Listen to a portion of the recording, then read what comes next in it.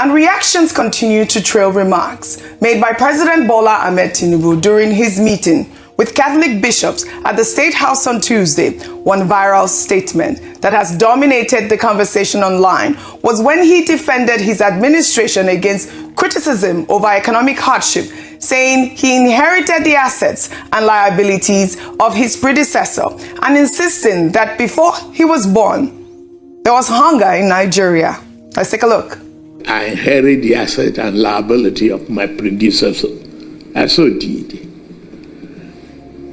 And I've been running with it. But this government has stabilized and there's prosperity on the horizon.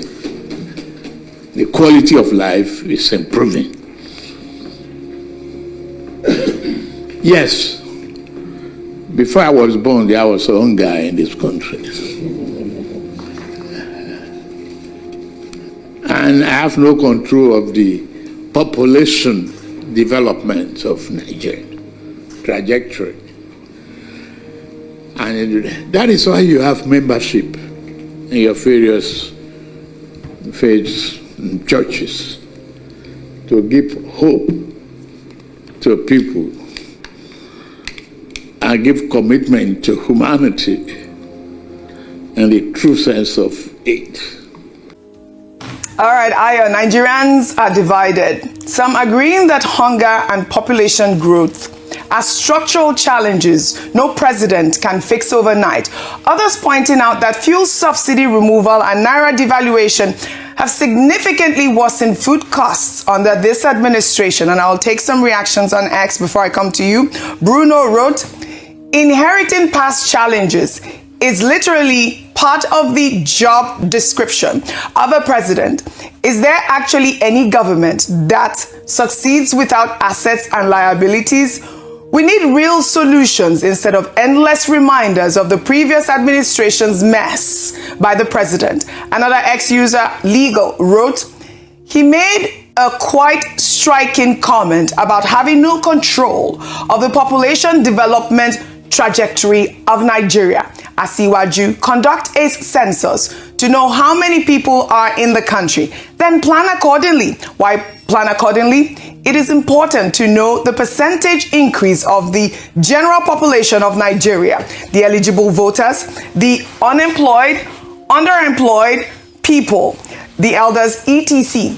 Humans are the greatest assets of a nation. Planning the economy based on estimated population shows unseriousness. If the population is growing at a fast pace, as most analysts are projecting, what can you as the president do? Nothing. It's too sensitive to touch, but at least speak up. Be proactive. You know, I actually like that tweet about, census and the planning, because this is one of the issues that we have in Nigeria. Yes. We do not have that database, the census database. And this is the sort of conversation we should begin to have, even, towards the lead up to the election. We're talking about, how many voters are there? What is the actual population of Nigeria? But also the question about how do you plan for an economy? We've seen the economics or even this administration talking about this $1 trillion economy as well. Your thoughts? So how do we spot on that? Yes. Let me just say that I think it's important for us to hear views like this so that we can really understand the thought process, the ideology of this administration. Unfortunately, the president has not presented himself for a proper interview where we can interrogate certain things. Even before he became president, he did not submit himself for a debate to help to analyze, interrogate some of the ideas that he had for Nigeria. Even when he went to Chatham House, he wasn't able to articulate what he had planned for Nigerians. Instead, he relied on teamship, calling on members of his team to respond to questions that were on the minds of many Nigerians. So to be fair, Nigerians don't actually have a clear idea of the plans and directions of the president based on his views. But when he comes out to speak like this, then we have an idea. And what was going through my mind when he was speaking about, hunger has been there before he was born and doesn't have a control of population numbers, I thought, wow, this is it. We are in a critical situation.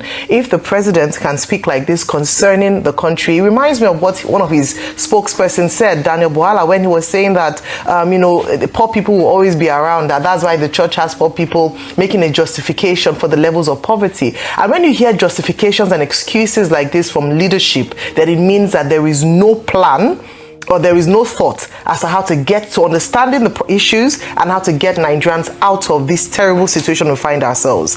Talking about numbers, I don't know how any government is able to plan without data. And so what we have is estimations and vibes.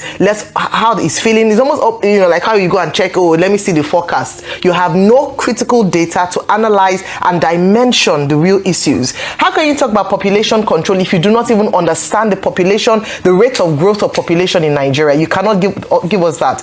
The last administration, which the president said he inherited, had planned, had started conversations around a population census. They said they were not going to do it, they were going to leave it for the next administration to do. Since the last 3.5 years that President Tinubu has come into office, there's been no talks around population census. So we are still effectively planning in the dark. What happens with that is that it does not inspire confidence that we know where we are going as a nation, whether economically, whether planning for the most vulnerable, whether planning for poor people, whether the plans to make lives better for the poor. And that is a worrying situation. What I would suggest as I close is this. The president needs to give us numbers, data on how these policy reforms is talked about, especially the unification of the exchange rate and just final point, unification of exchange rate and the removal of fuel subsidy. To what extent these savings has contributed to more money in the pockets of the ordinary Nigerian.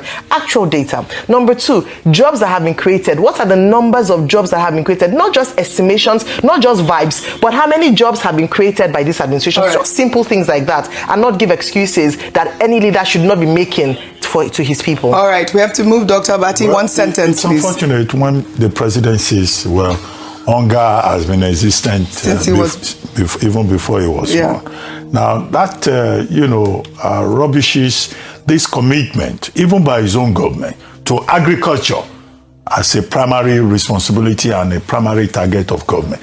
Every government in Nigeria has always said agriculture, should be major focus to create jobs and to make sure that no child goes to bed hungry in Nigeria. It's like the president saying agriculture is not important.